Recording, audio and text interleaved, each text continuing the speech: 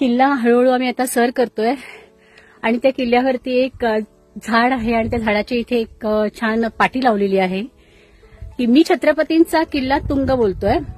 आम्हा सर्वांचा एकच नारा, प्लास्टिक दूर करा. खरंच मित्रांनो, आपण प्लास्टिक पासून किल्ल्यांचंच नाही तर सगळे जे महत्वाचे ऐतिहासिक स्थानं आहेत किंवा किल्ले आहेत, ऐतिहासिक साधनं आहेत, त्या सगळ्यांचं संरक्षण केलं पाहिजे. हे तितकंच फार महत्वाचं आहे.